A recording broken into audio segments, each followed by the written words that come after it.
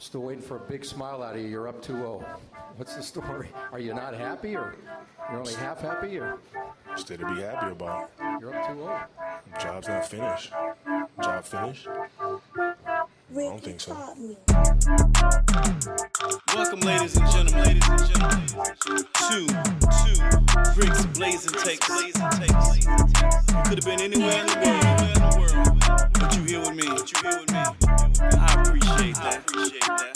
So without further ado, let's get right into it. Yo, what's up, SimWorld? What it do? This is Rick Blaze coming to you another Wednesday of Rick's Blazing Takes, give you the ins, the outs, the what's happening, and I got some things I want to talk about, so let's talk about it.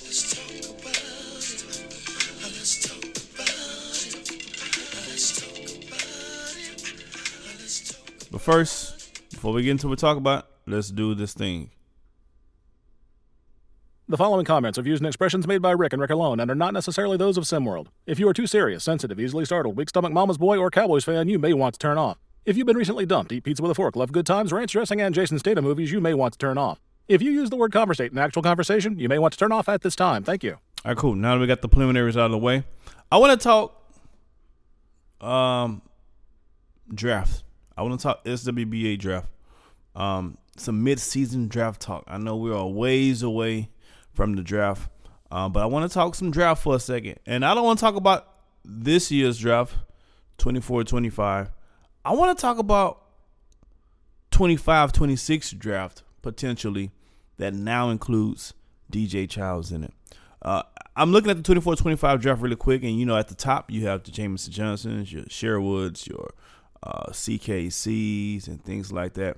But I can argue a point and say that the 25-26 draft is probably going to be deeper. It may not be as top heavy.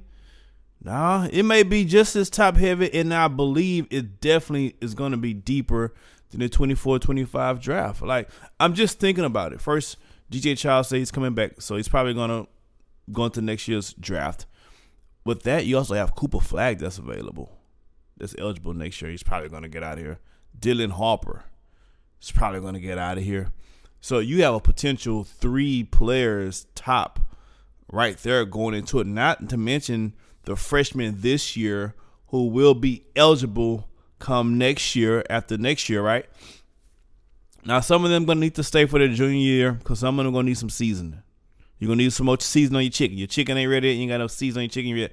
But we got some freshmen. You got your Bernard Jameses. That's having a great freshman year.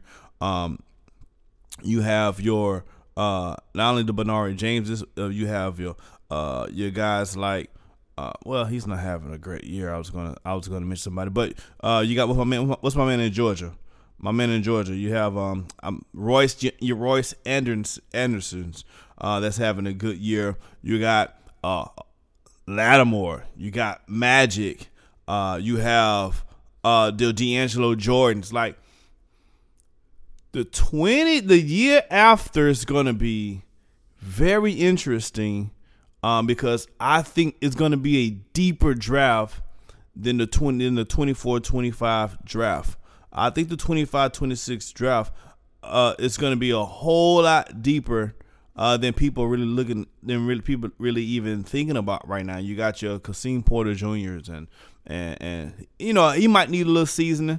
I like him, but I think a guy like him could stand to have a little more seasoning on his chicken, just to raise his draft stock. Not that he can't play, but you want to get your draft stock as high as possible. So I was just looking at that, and I'm looking at these players coming in and the freshmen that are here now after they get that one of the year under their belt and their eligibility and how ready they're going to be. So I think for the teams who are picking at the bottom of the barrel, first 10 in 24-25, listen, if you can get your guy this year and still have a lottery pick next year, in the next 2 years, you can really get cornerstone pieces. This is how teams like the Boston Celtics ended up with Jaylen Brown and Jason Tatum. getting those cornerstone pieces. This is how teams like the Rockets ended up with Jalen Green and Sengun. You get those cornerstone pieces. This is how OKC was able to corral those cornerstone pieces in the draft. If you have draft picks for the next 2 seasons, my God, what a time to be alive if you're a GM. Don't fluff this up.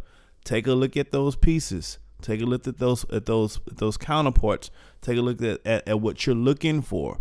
And these next 2 drafts, 24-25 class draft for SWBA and the 25-26, they can set your entire franchise up for decades, or at least for a decade for sure. Let's talk about it. Let's cuss and discuss.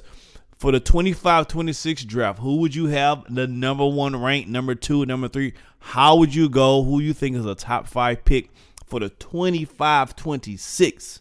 Not 24-25 this year.